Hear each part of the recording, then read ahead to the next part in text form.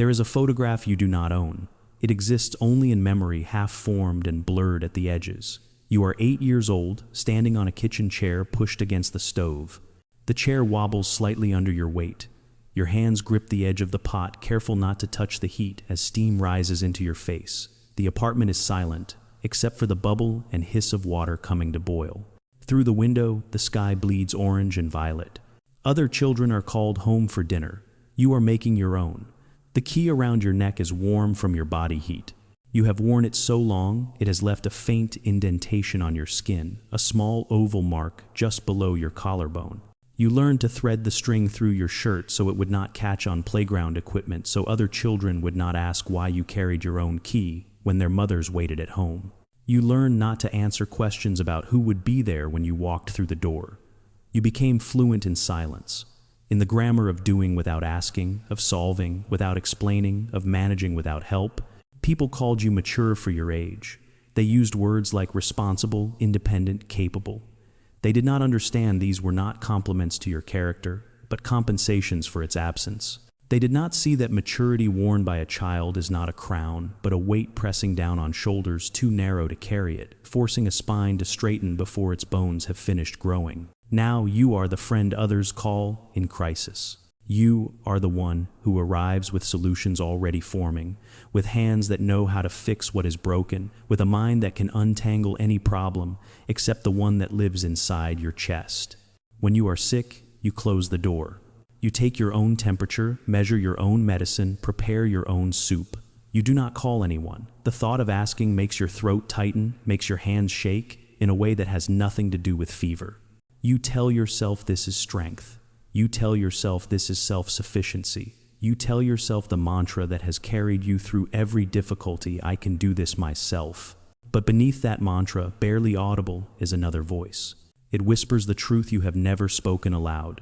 It says, if I ask, they will say no. If I ask, they will do it wrong. If I ask, I will become a burden. And so you do not ask. You do not need. You do not lean. You carry everything alone. And you call this independence when what it really is, what it has always been, is survival. You watch them sometimes, these people who lean so easily into others. They call friends to complain about small inconveniences. They ask for rides, for help, moving furniture, for someone to sit with them while they wait for medical results. They cry in public without shame. They say, I cannot do this alone, as if it is a simple fact rather than a confession of failure. You feel something sharp and contradictory when you see this. Part of you judges them. Part of you finds their dependence weak, their need excessive, their inability to function independently almost contemptible. But underneath the judgment lives something rawer, something you would never name aloud. It is envy. You are jealous of their permission to be fragile. You are jealous that they possess some internal authorization to ask, to need to collapse into waiting arms without first calculating the cost. They move through the world assuming it will catch them. You move through it assuming you will have to catch yourself. The loneliness of the child who raised themselves is not the loneliness of isolation. You are not without people. You may have family who live in the same house, friends who text daily, partners who sleep beside you in the dark, but proximity is not presence. Companionship is not care. You learned early that being surrounded by others does not mean you are not alone. It only means you are alone in a crowded room, carrying the weight of responsibility, while everyone else assumes someone is carrying you. This is the particular ache of your existence. You are the person others rely on, but you have no one to rely on in return. Not because such people do not exist, but because you cannot allow yourself to use them. The infrastructure of trust was never built inside you. Or perhaps it was built but then dismantled brick by brick each time you reached out as a child and found no hand reaching back. They call it trust issues, but that term is too simple. It flattens something far more complex. You do not distrust because you are paranoid. You distrust because you are empirical. You have data. You have evidence collected over years of small experiments in vulnerability that all yielded the same result. When you were small and you cried, no one came. When you were hurt and you asked for comfort, you were told to be strong. When you needed and you expressed that need, you learned that your needs were inconvenient, burdensome, too much for the adults who were supposed to carry them. So you stopped needing, or rather you stopped showing need. The needs themselves did not disappear. They went underground where they still live, pressing up against your ribs like roots against pavement, cracking the foundation of the self you have built. You became the person who could manage anything, the person who never asks, the person who others praise for strength while never seeing that strength is just another word for the inability to be weak. This is not a character trait. This is not who you chose to be. This is who you had to become in order to survive the circumstances that required you to parent yourself before you understood what a parent was. You were not born independent. You were made independent by the absence of people who should have allowed you to depend. There are two ways a child learns to raise themselves. The first is visible. The second hides in plain sight. The first kind happens in the body and the hands. Psychologists call it instrumental parentification, but the clinical term does not capture the texture of it. It is the child who stands at the stove because someone must cook dinner. It is the child who counts money for groceries, who signs permission slips in handwriting, that mimics an adult signature, who learns to forge competence because actual competence is required for survival. The parent is there but not there, present in body but absent in function. Perhaps they work 3 jobs and return home too exhausted to do anything but sleep. Perhaps they are sick, their energy consumed by the effort of simply existing. Perhaps they are lost in addiction, their consciousness submerged in chemicals that matter more than the child who needs them. The child does not judge this. The child simply adapts. They learn to do laundry by watching YouTube videos. They learn to make meals from whatever is in the cupboard. They become fluent in the language of utility bills and past due notices. They wake their younger siblings for school, pack their lunches, walk them to the bus stop. They do these things not because they want to, but because if they do not, no one will. The work becomes identity. The child learns that their value is measured by their usefulness, that love is earned through labor, that they are worthy of care only when they are caring for others. This belief does not evaporate when childhood ends. It calcifies. You grow into an adult who cannot rest. Stillness feels like failure. Your self-worth is tied to productivity, to accomplishment, to the never-ending list of tasks that prove you deserve to take up space in the world. You become what the world calls a workaholic, but that term misses the truth. You are not addicted to work.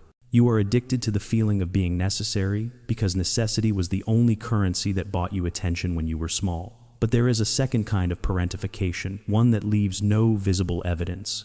This one happens in the heart, in the space where a child's emotions should live protected and separate from adult concerns. The parent turns the child into a confidant, a therapist, a miniature spouse.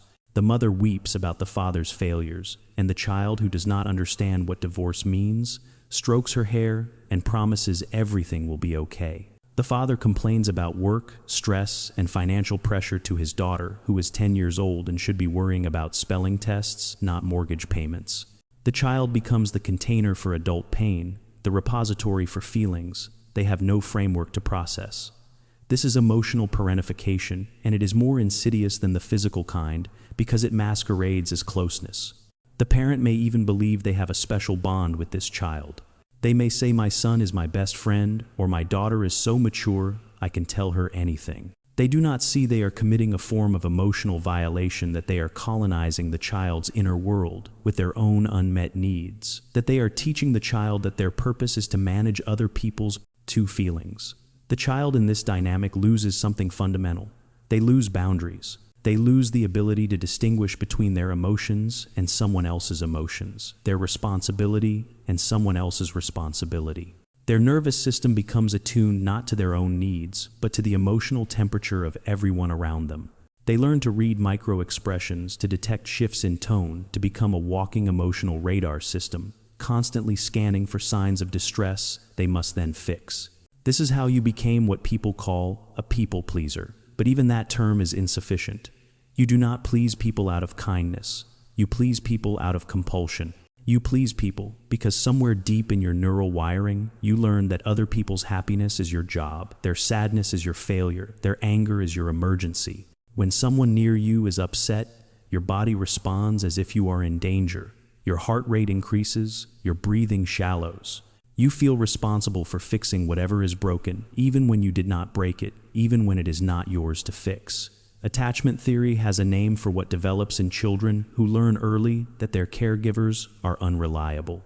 It is called avoidant attachment, And it is not so much a style of relating as it is a strategy for not relating. The child who reaches out and finds no one reaching back learns to stop reaching. The child who cries and finds no comfort learns to stop crying. The child who shows need and experiences rejection learns that need itself is dangerous. The brain is adaptive. It does not continue behaviors that produce pain. So the avoidant child and later the avoidant adult develops an internal algorithm: other people equal disappointment, need equals vulnerability, vulnerability equals pain. Therefore, the solution is to eliminate need, to become so self-sufficient that you require nothing from anyone. This is not confidence. This is not strength. This is a defense mechanism that has become a personality.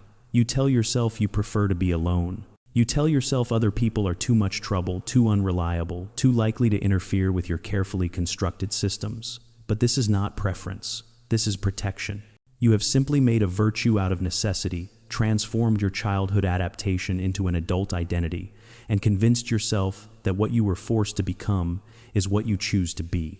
Beneath the armor of hyper-independence lives something else. Psychoanalysts call it the false self. It is the performance of who you had to be in order to survive. You built a self that is capable, competent, unflappable, a self that can handle anything, that never breaks, that other people can lean on without fear it will collapse. This self is convincing. It is so convincing that even you believe in it most of the time. You believe you are the hero of your own story, the person who overcame adversity through sheer determination, who is stronger for having suffered. But underneath this false self, hidden so deeply that you rarely acknowledge its existence, is the true self. It is the child you actually were before you had to become the child the situation required. This true self is young. It is scared. It is exhausted from holding up the weight of everyone else's needs. It never learned to play because playing was a luxury you could not afford. It never learned to be silly, to be reckless, to make mistakes without catastrophic consequences. While your body aged and your mind sharpened and your competence expanded, this true self remained frozen at whatever age you were when you first realized no one was coming to save you. This is the paradox of the child who raised themselves. You are simultaneously too old and too young. Too old because you had to be wise before you understood what wisdom was. Too young because you never got to complete the developmental tasks of childhood, learning to trust, learning to depend, learning that you can fall apart and someone will help you reassemble. You are an adult who functions at a higher level than most, and simultaneously a child still waiting for permission to rest, to be cared for, to admit that you are tired of carrying everything alone. The world looks at you and sees strength. What they do not see is that this strength is also a prison. You are trapped inside your own competence. You cannot ask for help because asking feels like weakness. You cannot show vulnerability because vulnerability was punished when you were small. You cannot rest because rest feels like abandonment of the vigilance that kept you safe. You have become so good at taking care of yourself that no one thinks to take care of you, and you have become so defended against needing care that you cannot receive it even when it is offered. The child who raised themselves grows into an adult who looks like they have everything together, and they do. They have financial stability, professional success, homes that are clean and organized, lives that from the outside appear fully functional. What they do not have is the ability to collapse. What they do not have is the experience of being held when they are falling apart. What they do not have is the knowledge that they are loved not for what they do, but for who they are, separate from their usefulness, independent of their capacity to manage and produce and solve. This is the inheritance of parentification, not just the skills you learned too early, but the belief system that came with them. The belief that your worth is conditional, that love must be earned. That needing makes you weak, and weak makes you unworthy, and unworthy makes you alone. But here is what is also true. Here is what must be said before anything else can be understood. You survived. Against odds that would have broken others, against circumstances that were designed to crush rather than cultivate, you found a way to not just endure, but to build something from the wreckage of what should have been your childhood. This matters. This is not a small thing. The resilience you forged in that fire is real. The competence you developed is genuine. The strength that others see when they look at you is not an illusion. It simply costs more than they know.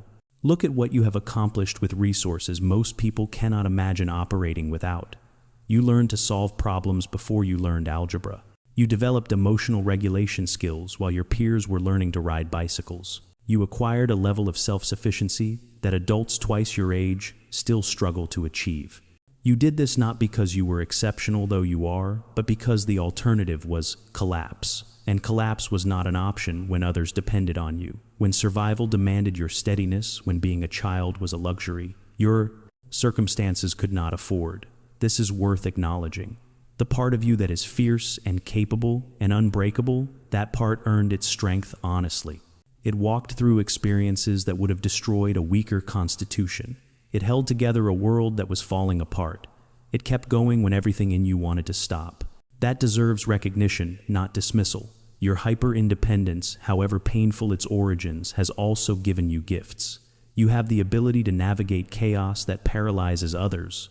You have the capacity to remain calm in crisis. You possess a kind of resourcefulness that cannot be taught, only earned through necessity. But strength, real strength, is not the absence of need. It is not the capacity to function without support. True strength includes the ability to be vulnerable, to acknowledge limitation, to say, "I cannot do this alone," without experiencing that admission as failure. The reframe required is this: independence taken to its extreme becomes its own cage. Self-sufficiency pushed beyond its natural boundaries becomes self-imposed isolation. What you have called strength may also be the thing keeping you from the very connection you are starving for. Consider this carefully. When someone asks for your help, how do you feel? You feel needed. You feel valuable. You feel for a moment that your existence has purpose. Their vulnerability does not make you think less of them. It makes you feel trusted. It makes you feel chosen. It gives you the opportunity to care, to give, to demonstrate your love through action. Now, turn that same lens on yourself. When you refuse to ask for help, when you insist on handling everything alone, you are not just protecting yourself from rejection. You are also depriving others of what you most value, the opportunity to care for someone they value. Asking for help is not weakness. It is trust made visible. It is the belief, fragile and terrifying, that another person might show up for you the way others did not when you were small. Every time you ask for support and receive it, you are gathering evidence against the belief system that was built in childhood. You are teaching your nervous system that the world now is not the world that was. You are practicing a different kind of strength, one that includes the courage to be seen in your need to be human, in your limitations to allow someone else the privilege of caring for you. This does not erase what you have built. It does not diminish your capacity for independence. It simply adds another dimension to it. You can be both the person who can handle anything and the person who sometimes chooses not to. You can be self-sufficient and also occasionally dependent. You can be strong enough to carry weight and wise enough to set it down. The goal is not to dismantle your strength, but to expand it, to include within it the flexibility to receive and not only give to be held, and not only hold to rest, and not only carry. You were forced to grow up too fast. You were forced to be strong before you knew what strength cost. But you are not trapped in that identity forever. You can choose now to parent yourself differently than you were parented. You can choose to be gentle where the world was harsh. You can choose to give yourself permission to need what you were told you should not need. Healing for you does not look like what it looks like for others. It is not about learning to be stronger or more independent. You have already mastered those skills beyond what most people will achieve in a lifetime. Your healing is about learning to do the thing that terrifies you most. It is about learning to be young again, to be playful, to be dependent in small, safe doses, to let someone else be the adult while you practice being the child you never got to be. This is called re-parenting, and it sounds simpler than it is. You spent your childhood parenting others. You parented your parents by managing their emotions, by taking care of their needs, by being mature enough that they did not have to grow up themselves. You parented your siblings by raising them when no one else would. You even parented yourself, becoming both the child and the caretaker, splitting yourself in two so that someone would be responsible. Now you must learn to parent yourself differently. Not with discipline and demand, not with the harsh voice that says you must be productive to be worthy, but with tenderness. With permission to be messy and inefficient and utterly gloriously useless. Start small. Start with play. Remember what you wanted as a child but never received. Was it a toy you begged for that no one bought? Was it permission to waste an afternoon doing nothing? Was it the freedom to make a mess without someone yelling about the cleanup? Give yourself these things now. Buy the toy. Spend the afternoon lying in grass watching clouds. Make art that serves no purpose except joy. Eat ice cream that drips down your chin. Do something foolish and impractical and completely unnecessary. Notice how your body responds. Notice the guilt that rises up, the voice that says, you are wasting time, that you should be doing something productive. Thank that voice for trying to protect you. Then do the foolish thing anyway. The next step is harder. You must practice what psychologists call healthy dependency, which sounds like a contradiction, but is actually the foundation of all genuine connection. This means asking for help with things you could do yourself. This means allowing others to carry weight you are capable of carrying. Start with requests so small they feel almost absurd. Ask someone to hold the door. Ask a friend to grab you a coffee while they are getting their own. Ask your partner to reach something from a high shelf, even though you could drag a chair over and get it yourself. Pay attention to what happens in your body when you ask. Notice the tightness in your throat, the acceleration of your heartbeat, the part of you that wants to say, never mind, I will do it myself, before they even have a chance to respond. Breathe through this. Make the ask anyway. Then watch what happens. Watch them say yes. Watch them do the small thing you requested, without resentment, without keeping score, without making you feel like a burden. Let your nervous system absorb this information. Let it slowly, gradually learn that asking does not always lead to rejection, that depending does not always lead to disappointment, that sometimes miraculously people show up. If your family of origin still treats you as their emotional support system, if they still call you to fix their problems and manage their feelings and carry their unprocessed pain, you must build a boundary. This will feel like betrayal. It will feel like abandonment. They may accuse you of being selfish, of forgetting where you came from, of not caring about family. Let them say these things. You are not responsible for their emotions. You are not required to set yourself on fire to keep them warm. You are their child, not their therapist, not their parent, not their savior. You can love them and still refuse to carry what is theirs to carry. Returning their responsibility to them is not cruelty. It is the most honest form of respect. And finally, you must cry. You who learned so young to swallow tears, who developed the ability to shut down emotion before it could overwhelm you, who can remain calm in any crisis, you must learn to fall apart. Not because something catastrophic has happened, not because you have earned the right to break down through accumulation of suffering, but simply because you are human and humans need release. Find a private space, set aside time. Give yourself permission to weep for the child who had to be so strong. Weep for the years you spent parenting yourself. Weep for every time you were scared and had no one to comfort you, every time you were hurt and had no one to bandage the wound, every time you accomplished something and had no one to celebrate with you. These tears are not weakness, they are the opposite. They are the bravery required to feel everything you had to postpone feeling in order to survive. They are the grown version of you, finally giving the young version of you what they needed all along. Permission to be small, to be overwhelmed, to admit that what happened to you was not okay, that you should not have had to carry so much so young. There is a plant that grows in the desert where nothing else can survive. The cactus stores water inside. Its thick skin develops thorns to protect what little it has, learns to live on almost nothing. It looks harsh from the outside, all spikes and rough edges designed to keep the world at a distance. People see it and think it is strong because it needs so little. They do not understand that needing little is not the same as wanting little. That self-sufficiency born from deprivation is not the same as self-sufficiency born from choice. But even the cactus, even this creature built for survival in the cruelest conditions, does something unexpected. Once a year, sometimes only once in a lifetime, it blooms. The flower that emerges is impossibly delicate, shockingly beautiful, more vibrant than anything else the desert produces. It lasts only a day, sometimes only hours. But in that brief window, the cactus reveals what has been true all along. Beneath the armor, beneath the thorns, beneath the thick skin developed for protection, there is something tender, something that was waiting all this time for the right conditions to be seen. You are this. You are the cactus that learned to survive where others would perish. Your thorns are real. Your self-sufficiency is real. But so is the softness you have spent your life protecting. So is the child inside who never stopped waiting for someone to notice they were tired to say, "You can rest now," to mean it when they promise you are safe. The war is over, small soldier. You got everyone across the river. You held the line when it should have broken.